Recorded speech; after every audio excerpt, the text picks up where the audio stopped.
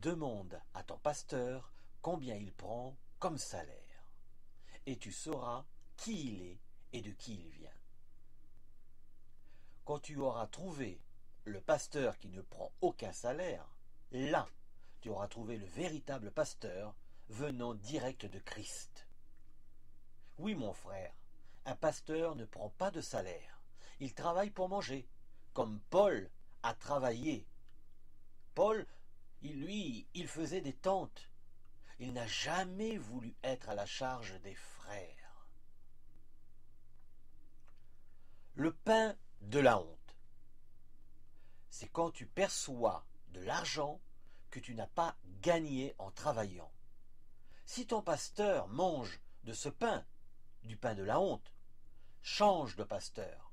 Cherche et trouve celui qui ne mange pas du pain de la honte. Car les dons de Jésus-Christ Dieu sont gratuits. Et un pasteur qui a reçu gratuit redonnera gratuitement les dons de Dieu qu'il a reçus. Si ton pasteur est pauvre, bénis-le.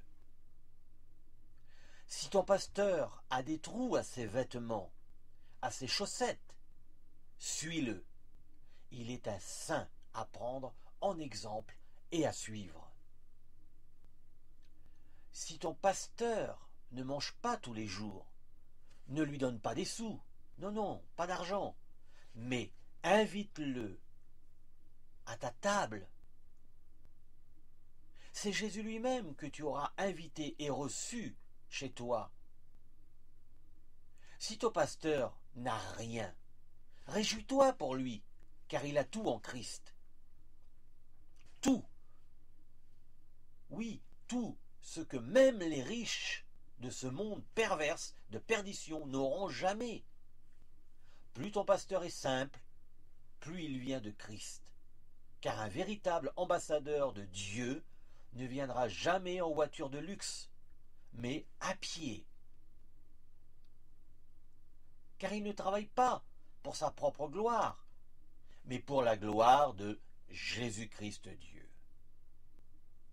Si un pasteur considère qu'il mérite un salaire pour son travail, alors ce pasteur est de ce monde et reste attaché à ce monde. Comment pourrait-il servir deux maîtres à la fois? Soit il servira mal l'un et trahira l'autre, non? Jésus a donné sa vie gratuitement. Il a donné les dons aux disciples de la Pentecôte gratuitement. Alors, pourquoi qu'un pasteur qui a tout reçu gratuitement demanderait-il de l'argent pour ce qu'il a reçu gratuit? Pas très logique ça, non? Posons-nous la question. Si un enseignant fait le contraire de ce qu'il enseigne, quel genre d'enseignant est-il? Quel est son sérieux aux yeux de ceux qui apportent l'enseignement? Et comment son maître le percevra? Et enfin, qui pourra-t-il bien sauver s'il n'arrive même pas à se sauver lui-même? Ce sont toutes des questions que nous devons nous poser. Les saints disciples de Jésus-Christ Dieu n'ont pas d'argent, pas de biens terrestres. Ils se tiennent loin des choses destructrices de ce monde de perdition. Alors, méfiance au pasteur bling-bling.